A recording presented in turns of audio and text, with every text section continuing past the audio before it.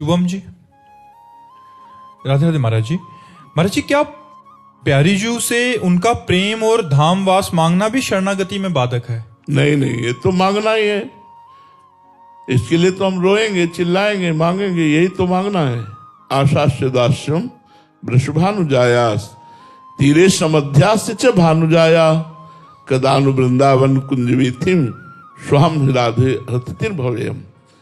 ये आशास्य, ये मुझे आशा करनी है, ये मुझे मांगना है, ये मुझे कामना करनी है कि मुझे अखंड वृंदावन वास दो, अपने चरणों का प्रेम दो, अपने नाम की रति प्रदान करो, अपनी लीलाओं में रति प्रदान करो, यही तो मांगना है। ये मांगना शुरू कर दिया तो सब मांगना बंद हो जाएगा और मांगना मिट जाएगा। जिस दिन ये मांगना शुरू कर दिया कि अब मुझे यही चाहिए, तो और सब मांगना मिट जाएगा। मांगो प्रिया जी से मांगो, ये भक्ति में बाधक नहीं, ये भक्ति में सहायक है जी। निशांत कुमार जी, गया से। राधे राधे महाराज जी। महाराज जी, मैं किसी भी हाल में इसी जन्म में आवागमन के चक्र से मुक्त होना चाहता हूं, इसके लिए महाराज जी मुझे क्या प्रयास करना? प्रतिपल नाम जप, जो भी श्वास आखिरी होगी अगर उसमें भगवान का नाम है तो निश्चित आपको भगवत प्राप्ति हो जाएगी।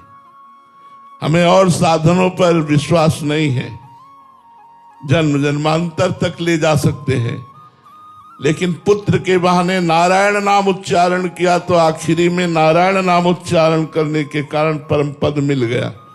भगवान के पार्षद आकर यमदूतों की फांसी काट दी और उसको भजन का महत्व समझाया।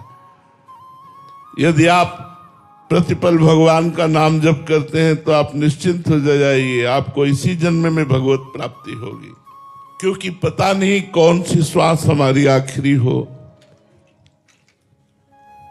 अगर उस श्वास में संसार का चिंतन रहा तो फिर हमें संसार में आना पड़ेगा। भरत जी महाराज का आखिरी चिंतन हिरण का हुआ तो हिरण बनना पड़ा। तो हमारा आखिरी चिंतन राधा हो, राम हो, कृष्ण हो, हरि हो। हम किसी संत से नाम लेकर के जपना शुरू कर दें, हर समय नाम जप करते रहें। विश्वास करो कि कोई भी श्वास आखिरी हो सकती है, उस श्वास में यदि नाम चल रहा है तो आपको निश्चित भगवत प्राप्ति होगी। अंतःमति शोगति, यदि राम, राधा, कृष्ण ऐसा बोलकर शरीर छूटे तो निश्चित भगवत प्राप्ति हो जाएगी। इसी बात का अभ्यास किया जाता है कि हमारी अंतिम श्वास में भगवान का नाम निकल आवे। तो आप नाम जपना शुरू करें, हर क्षण नाम जप करें। आजकल बड़ी सुविधा है, काउंटर है, गिनती से करें तो ज्यादा मन लगता है कि आज हमने 40,000 किया, आज 50,000 किया, तो और नाम में हमारी रुचि बढ़ती है। इसलिए खूब नाम जप कीजिए। महामंडलेश्वर स्वामी नीलमणि दास जी, राधे राधे महाराज जी। महाराज जी, तुलसीदास जी महाराज जी लिखते हैं कि गुरु बिनु भवनिधि तरई न कोई, जो विरंचि शंकर सम होई।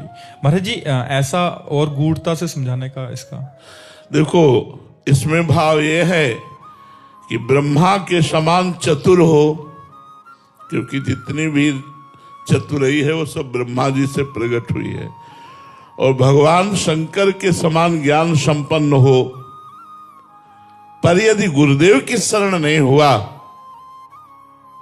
तो कहीं न कहीं उसको कोई न कोई त्रिगुण माया की फांस लेगी और गिरा देगी। दो का नाम लिया है, शिव, विरंची, और दोनों को भगवान की लीलाओं में दृष्टि डाल के देखिए, माया ने चपेट में लिया है। शिव विरंचिका मोहई को है बपुरान। इसीलिए गोस्वामी जी ने कहा, चाहे शिव विरंच सम होई, गुरु बिनु भवनिधि तरे न कोई।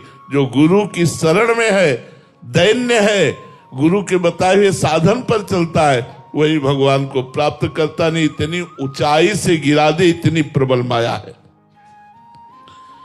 ज्ञानी नाम अपि चेतांसी देवी भगवती ही सा, बलादा कृष्ण मोहाय महामाया प्रेक्षति, महामाया प्रेक्षति। इसलिए गुरुदेव की शरण में दैन्य होकर जो गया वो निकल गया, और थोड़ा भी अभिमान हुआ तो फंस गया। ऐसी भगवान की विचित्र माया है।